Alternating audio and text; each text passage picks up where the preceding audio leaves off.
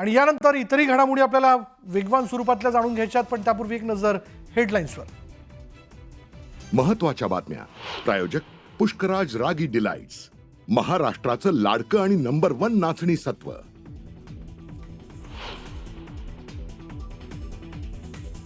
ज्यांनी पोलिसांवर हल्ला केलेला आहे त्यांना कबरीतने खोदून काढू. नागपुरात पोलिसांवर हल्ला करणाऱ्यांना सोडणार नाही, पोलिसांवरील हल्ल्याला माफी नाही, मुख्यमंत्र्यांचा गंभीर इशारा.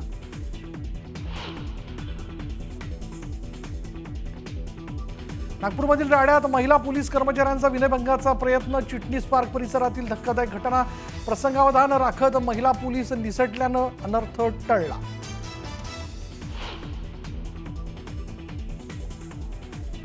नागपूर हिंसाचार प्रकरणी एफआयआर मधून धक्कादायक माहिती समोर. दंगल पूर्वनियोजित असल्याचं एफआयआर मधून स्पष्ट, तर दंगलीचा मास्टरमाइंड फहीम खान असल्याचीही दाट शक्यता.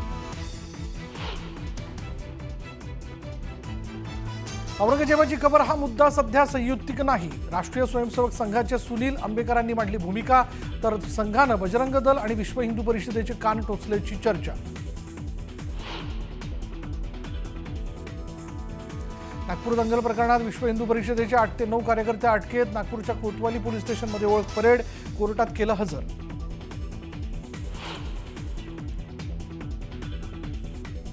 इंद्रजित सावंतांना धमकीचा कॉल प्रशांत कोरटकरनेच केल्याचं सीडीआरमुळे समोर. कोरटकरच्या अडचणीत वाढ, आता अटकेची प्रतीक्षा.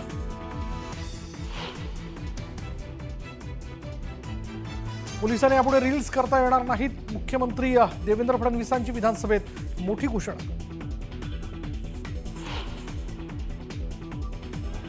मुंबईत बेरोजगारी, महिलांच्या प्रश्नावर युवक काँग्रेसचं आंदोलन, आक्रमक कार्यकर्त्यांना पोलिसांनी घेतलं ताब्यात.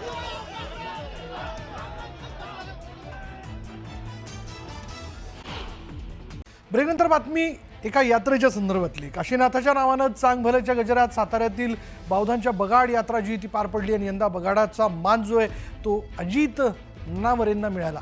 या मानाच्या बगाडाला बांधून बगाड ओढण्याची प्रथा आहे आणि हे बगाड ओढण्यासाठी बैलाच्या 500 जोड्या जुंपलेल्या असतात. ही बगाड यात्रा पाहण्यासाठी परराज्यातून भाविक गर्दी करतात.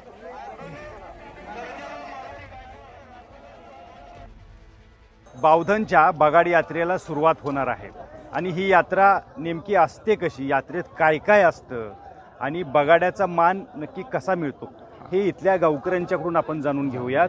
आपल्यासोबत बावधनचे गावकरी आहेत. काय सांगाल या यात्रेबद्दल, थोडक्यात काय माहिती द्या. हा इच्छापूर्ती रथ आहे. ज्यावेळेस लोकांना शंका येते की मला जर हे काम व्हावं, ते काम झाल्यानंतर नाथाच्या चरणी ते हा शब्द त्यांचा मांडतात की माझं हे असं असं काम हो द्या, पूर्ती जाऊ द्या. ते पूर्ण झाल्यानंतर हा बगाड्यांना होळी पौर्णिमेला तो देवाला आमच्या कौल लावला जातो. त्या कौलात ह्या बगाडा ठरला जातो. 12 बैल झोपली जातात त्या बगाडाला.